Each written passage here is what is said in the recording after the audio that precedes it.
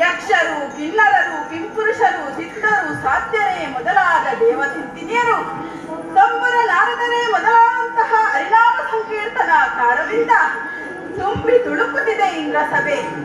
ರಂಭಾದಿ ತರುಣಿಯರು ನರ್ತಿಸುತ್ತಿದ್ದರೆ ಚಿತ್ರಸೇನ ತನ್ನ ಬಳಗದೊಂದಿಗೆ ಉತ್ತಮ ಹಿಮ್ಮೇಳವನ್ನು ನೀಡುತ್ತಿದ್ದಾನೆ. ಅಗ್ನಿ, ವರುಣ, ವಾಯು, ಇಂದ್ರಾಣಿ, ಈಶಾನ್ಯ, ಸೋಮನೆ ಮೊದಲಾದಂತಹ ದಿಕ್ಪತಿಗಳು ತಾವು ಕೂಡ ಸನ್ನಿಹಿತರಾಗಿದ್ದೀರಿ. ಕಾಮಿಸಿದ್ದನ್ನು ನೀಡುವ ಕಾಮಧೇನು, ಚಿಂತಿಸಿದ್ದನ್ನು ನೀಡುವ ಚಿಂತಾಮಣಿ, ಕಲ್ಪವೃಕ್ಷ, ಕಾಳಿದಾಸ, ಹೀಗೆ ಅತುಲ ಅಮಿತ ಶಿವಸ್ತುಗಳು ಇಲ್ಲಿವೆ. ಐರಾವತ, ಉಚ್ಚೈಶ್ರವಸ್ಸು, ಸುರಪನುದ್ಯಾನ ಇವೆಲ್ಲ ನೋಡಲೇಬೇಕಾದಂತಹ ಪ್ರಪಂಚ ವಿಶೇಷಗಳು. ಅಷ್ಟೇ ಅಲ್ಲ, 33 ಕೋಟಿ ದೇವತೆಗಳಿಂದ ಆವೃತವಾದ ನಾನೂ ಕೂಡ ವಿಶೇಷ ಸಂಪನ್ನನೇ ಹೌದು.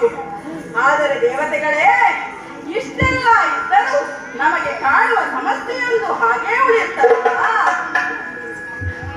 ವಿಷಯ ಏನಂತ ಗೊತ್ತಾಗುತ್ತವೆ.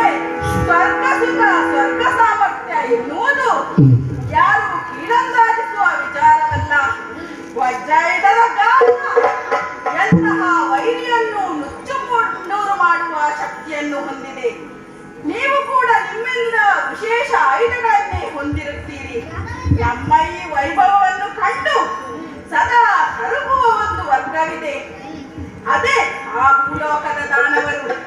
ಹೇಳಲಿಕ್ಕೆ ಹೋದರೆ ನಮ್ಮ ದಾಯಾದಿಗಳೇ ಹೌದು. ದೊಡ್ಡಮ್ಮ ದಿತಿದೇವಿಯ ಮಕ್ಕಳು.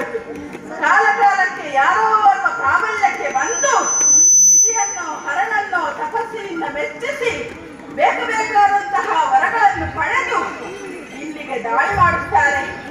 ತೋರಿಕೆಗೆ ನಾವು ಯುದ್ಧ ಮಾಡಿದರೂ ವರಬಲಕ್ಕೆ ಅವರೊಂದಿಗೆ ತೋರುತ್ತೇವೆ. ಆಮೇಲೆ ಶ್ರೀಹರಿಯ ಕೃಪೆಯಿಂದ ನಾವು ಸ್ವರ್ಗವನ್ನು ಮರಳಿ ಪಡೆಯುತ್ತೇವೆ. ಅದೆಲ್ಲ ಇರಲಿ ದೇವತೆಗಳೇ. ಆಗ